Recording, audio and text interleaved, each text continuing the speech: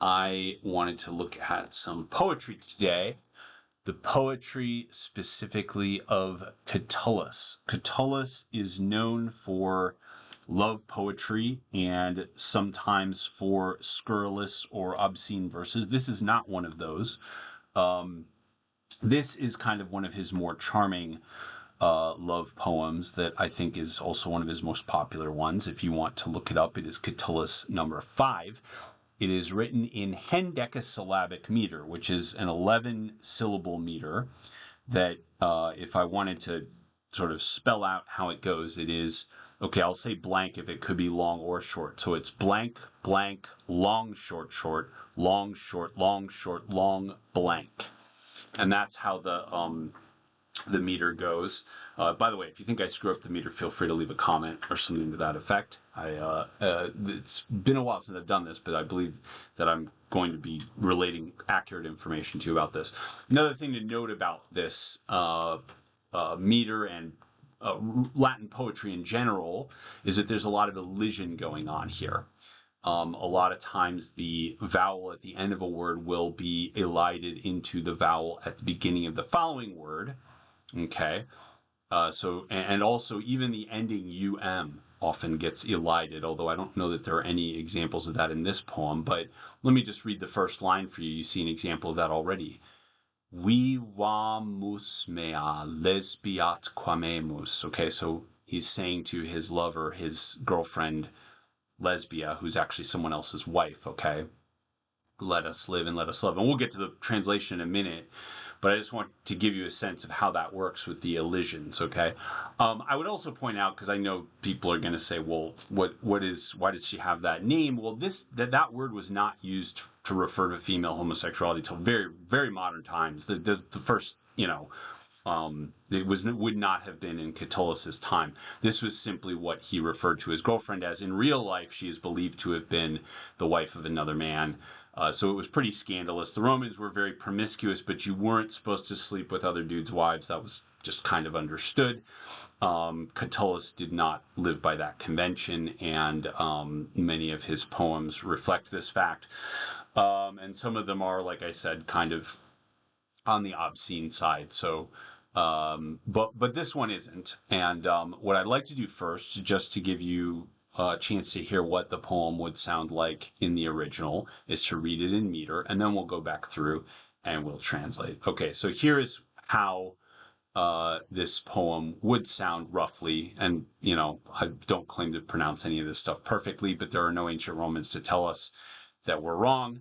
But I'm going to try based on what people believe is the correct pronunciation. So, vivamus mea lesbiat quamemus, rumoresque senum severiorum, omnes unius aestimemus assis, soles occide retredire possunt, nobis cum semel occidit brevis lux, nost ex perpetu una dormienda. Da mi basia mille dende centum, den mil altera, den secunda centum, den dus qualtera mille dende centum, den cum milia multa fecerimus, conturbabimus, illa nesciamus, aut ne quis malus invidere possit, cum tantum sciat esse basiorum.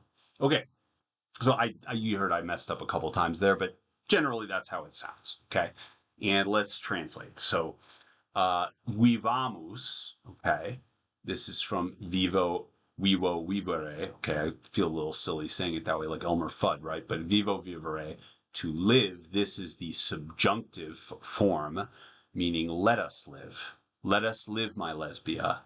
Atquamemus, and let us love. So amo, amare, to love, this is the subjunctive. When you get the vowel wrong, right, that's present tense subjunctive. There are other what do you call it, mnemonic devices for remembering that, but okay. So let us live, my lesbia, and let us love. Rumores que senum severiorum omnes unius aestimemus assis. So aestimemus, let us esteem or value, okay, rumores, senum severiorum omnes, all the rumors of severe old men, unius assis, to be worth like 1 penny, okay, like the smallest possible coin. They're not worth a dime. So let us live, my Lesbia, and let us love, and let us estimate or value the all the rumors of severe old men as worth nothing. Okay. And soles occidere et redire possunt. Sons, soles, then the verb possunt, right? They are able, they can. So the sons can occidere, they can die or set, et redire, and come back. Nobis cum semel occidit brevis lux, nox est perpetu una dormienda. And for us, once the light, or when the light once dies, or when the brief light once dies, brevis lux, brief light, right? When the brief light once semel dies, occidit, nox est perpetu una dormienda. The night, or it's something like the night is one eternal one to be slept through, or that must be slept through. Okay. Da mi bastia mille, give me 1,000 kisses. Deinde centum, and then 100. Dein mille altera, then another 1,000. Dein secunda centum, then a second 100.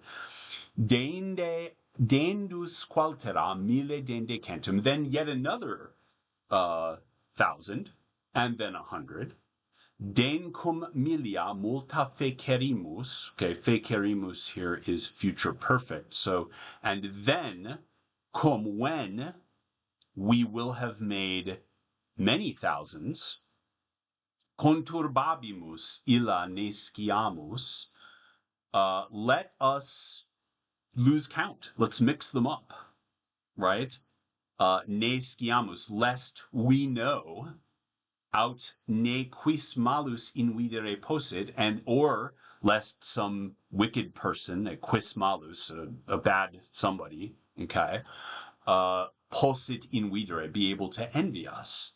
Let's lose count, lest we know, or some vicious individual be able to envy us, cum tantum sciat esse basiorum, when he, or since he knows, or since he would know, right, how many kisses there were, in other words, right? Latin loves to use that partitive genitive.